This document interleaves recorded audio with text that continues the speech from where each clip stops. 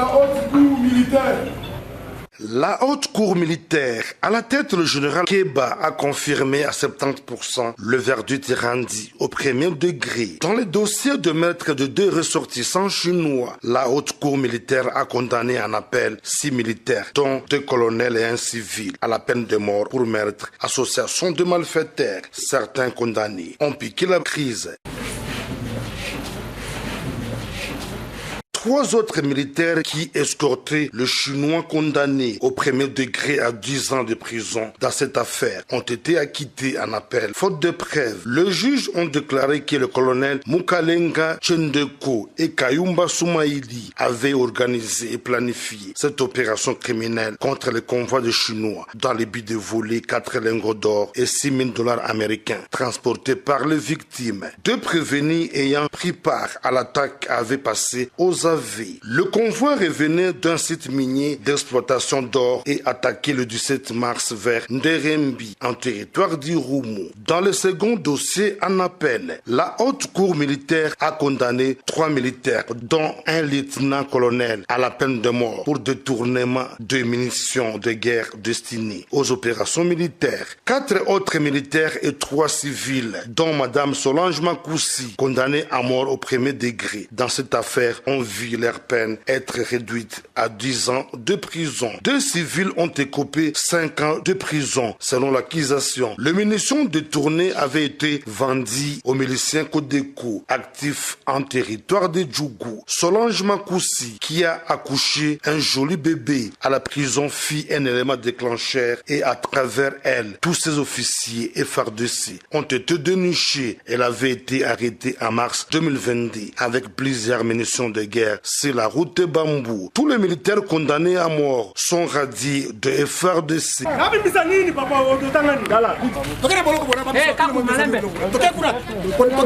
Insatisfait, ils déclarent renvoyer leur dossier en cassation, a dit Maître Jean-Marie, l'un des avocats de la défense. Bougna, Seleman Junior, RTNC. Formé dans les grandes écoles belges, françaises, américaines, italiennes, nous avions suffisamment d'équipements. Nous avions par exemple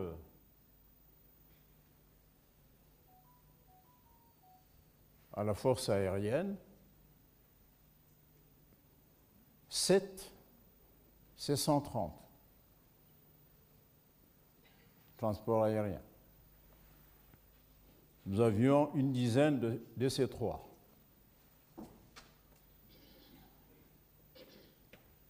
Nous avions 17 Mirage M5, supersoniques, avions de chasse.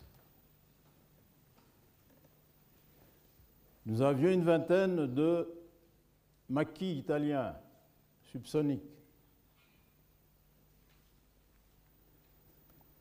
Nous avions un escadron d'hélicoptères qui allait de Puma jusqu'à l'Alouette en passant par le Super Frelon, les Gazelles, ainsi de suite.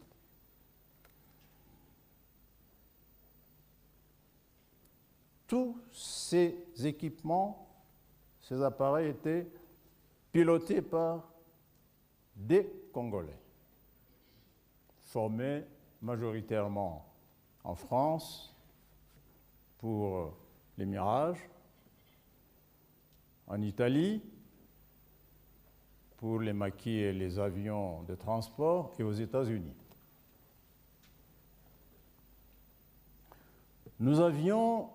On venait d'avoir une division qu'on appelait la division Camagnola. Division, c'est 12 000 hommes. Une infanterie mécanisée et qui était basée au Katanga, appelé Chaba à ce moment-là, Kolwezi. Nous avions à Kinshasa une DITRAC, qu'on appelait Division des troupes aéroportées renforcées de choc. C'était des paracommandos, une division, qui assurait en même temps la sécurité du chef de l'État. Nous avions à Bazangungu un bataillon devenu rapidement brigade blindée.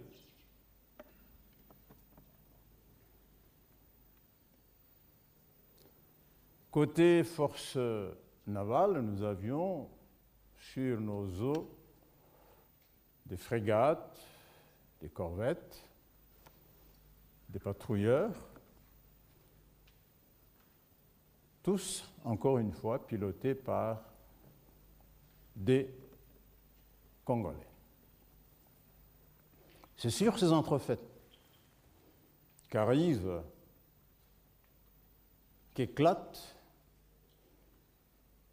la première guerre du Chaba, qui a éclaté exactement le 8 mars 1977.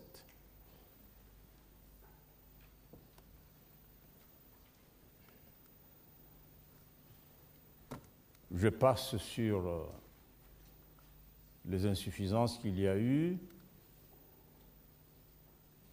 mais je vais quand même dire qu'il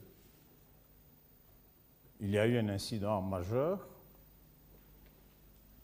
La mauvaise conduite des opérations par le commandement militaire d'alors, commandé par feu capitaine général Bumba, a poussé le président de la République Mobutu à décapiter tout le commandement militaire.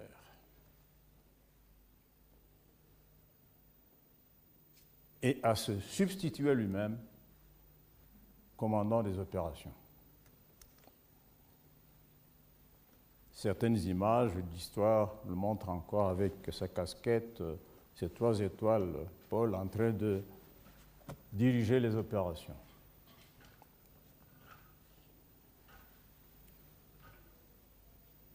Eh bien, pourquoi il a décapité? C'est parce que, avec toute cette armada que nous avions, avec toutes ces capacités humaines que nous avions, nous nous sommes effondrés, cette capacité s'est effondrée, n'a pas été visible, face à 1000 ex-gendarmes katangais qui ont déferlé de l'Ouganda, plutôt de l'Angola, sur le Katanga, plus précisément sur Kolwezi.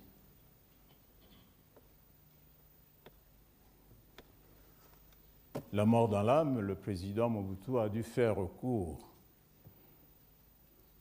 aux Marocains qui sont venus mettre fin à la première guerre du Chaba. Un an après, il y a eu récidive de la guerre du Chaba, toujours à Kolwezi, et cette fois-là, c'est encore une légion, une force étrangère, c'est-à-dire une légion française qui est venue pour mettre fin à la deuxième guerre du Chaba.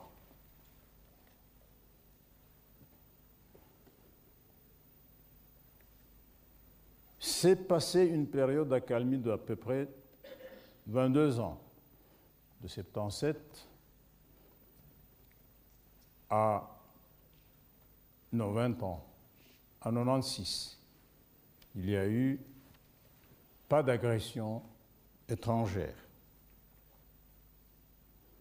En 96,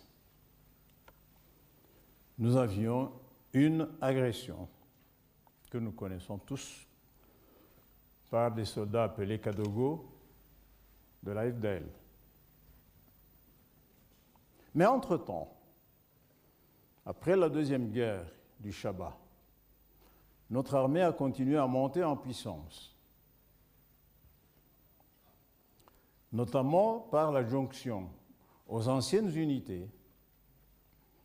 Il y a eu la 31e brigade Para, qui était basée au CETA, juste en face de l'aéroport de Njili.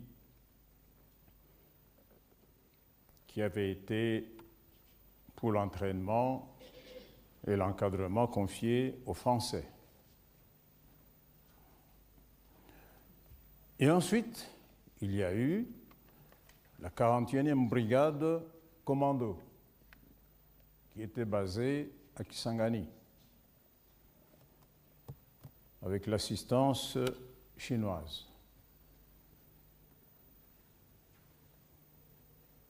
Et enfin, il y a eu la 21e brigade infanterie qui a été basée à Lubumbashi avec l'assistance militaire belge.